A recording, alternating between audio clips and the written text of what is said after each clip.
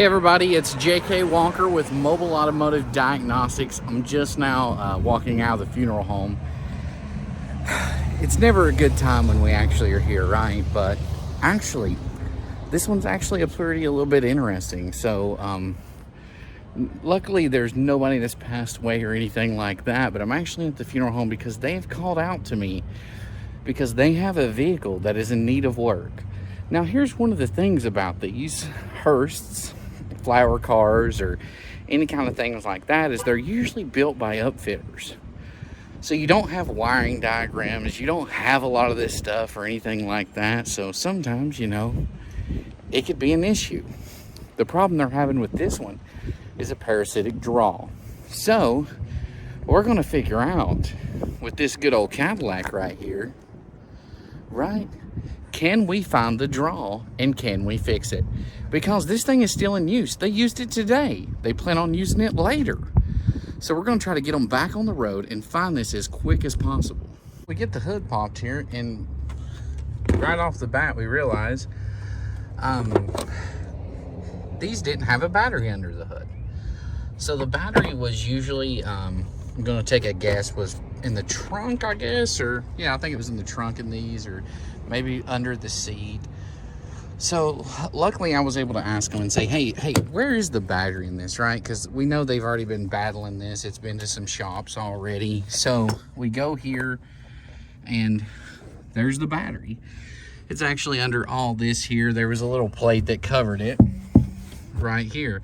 Now, if you're working on one of these Hearses, it may be in a different spot. It may be different. That's kind of the thing about those coach builders, was everything was not always the same. So is what we want to look for. Is you can see they've been having some battery drain issues because, well, as we see here, they've got like a disconnect on this switch, so they could like disconnect the battery at night so it wouldn't run down. This isn't usually the meter I use, but I'm going to use this one because my other one I do not have at the moment. So we're going to put it there to DC. It's at 40 amp setting, but we're just going to see how much it's reading. I'm going to put it around both of those positives, right? And then pull it down. We're pulling 6.72 amps, it says.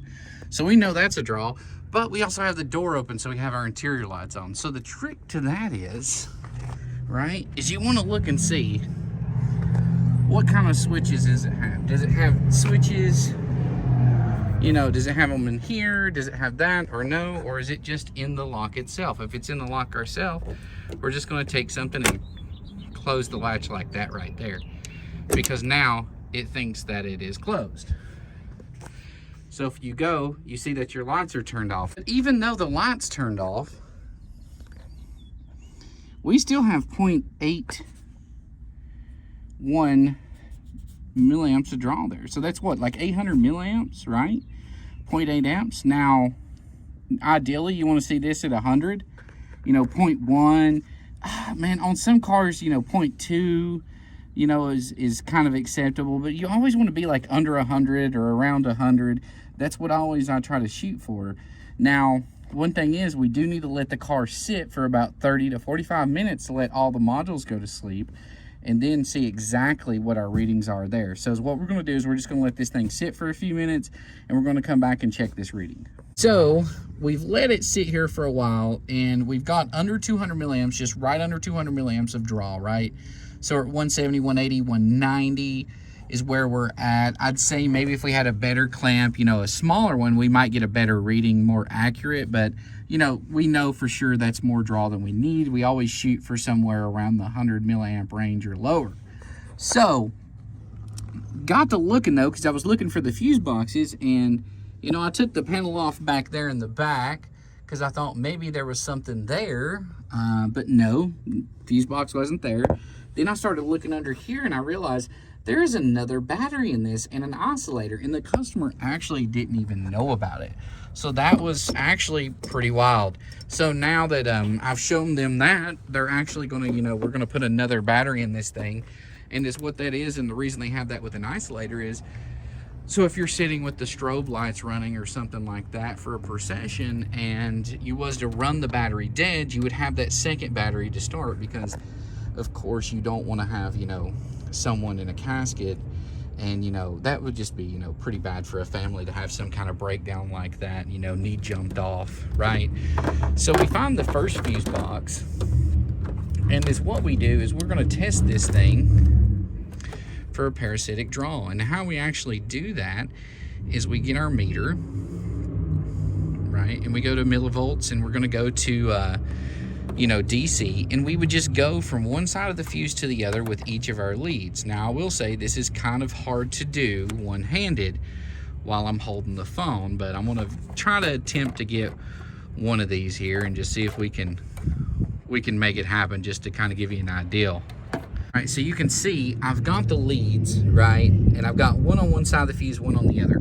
So this is measuring voltage drop. Now, when you first put that lead on there, let me see if I can take it off and put it back on there. It's gonna have something, and then you'll slowly see it go down. And it should go to 0. That means there's no voltage drop across that fuse, and there's no current going through that fuse. Now, I've checked this whole fuse box here, and we do not really have anything to worry about in that fuse block. But the other fuse block was kind of hard to find because it was actually hidden. And I had to move the spare tire. I had to take it out.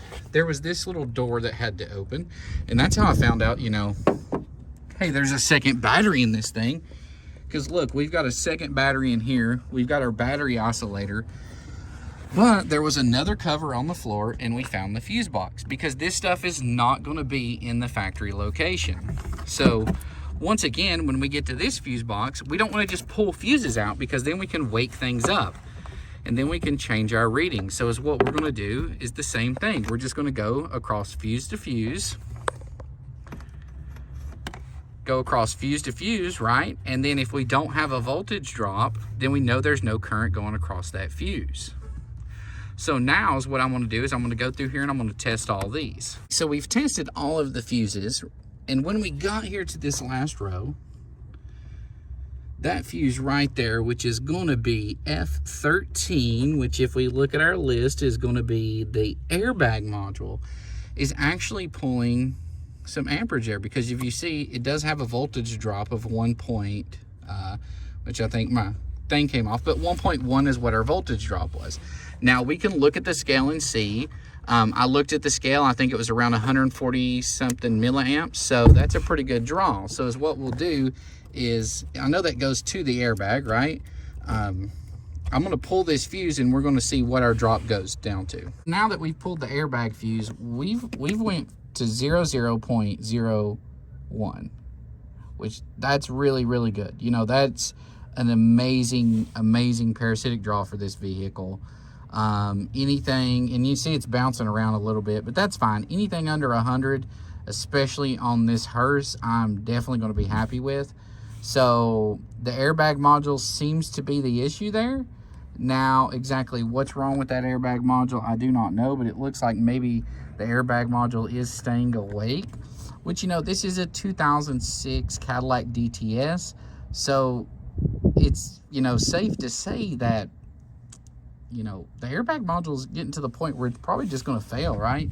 A lot of these older GM Class 2 vehicles, they always had airbag module issues, so it's possible. And I don't know, this may be a can Cadillac. I haven't actually looked at it to see what it is, but I think a lot of these 2006s were kind of like between can and Class 2, and some of them were, but definitely, you know, this is a draw that I'm definitely happy with.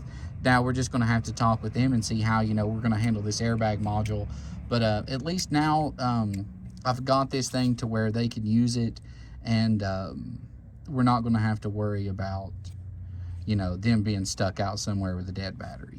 We're heading out now. We've got our check. The hearse, you know, is what we're going to do is we're going to order a module for the hearse, and when it comes in, we're going to take care of it. Now here's the deal. These upfitter vehicles, right? They're a challenge. They're not easy. You're not going to have the diagrams. You're not going to have the service information. And you're not going to have everything that you're used to. And yes, it is a step outside of your comfort area. But that is how we as technicians get better. If we continue to just do the same thing over and over and over, then what do we really learn, right? if we don't expand our horizons and take in something challenging every once in a while, well then, you know, what are we learning? Are we really working out, right? It's almost like, if you think about it, it's almost like your muscles, right? If you don't use them and you just lay in bed, well, of course you're going to be sore all the time and you're not going to be able to do anything. But if you're out there and you're exercising and you're working your muscles, well, then you're going to build those up. And that's just like your diagnostic capabilities, right? So without looking at diagrams, without doing anything like that, we basically was able to figure out what's going on with this vehicle and see what's going on, you know, and because we didn't have the glory of doing all that because it was an upfitted vehicle, right? So definitely, I hope you enjoyed this diag. Don't be afraid of the upfitter vehicles because they can be rewarding, right? You know, they do pay well. So y'all have a nice day and be careful, and thank you for tuning in. And once again, just remember, there's money in these streets.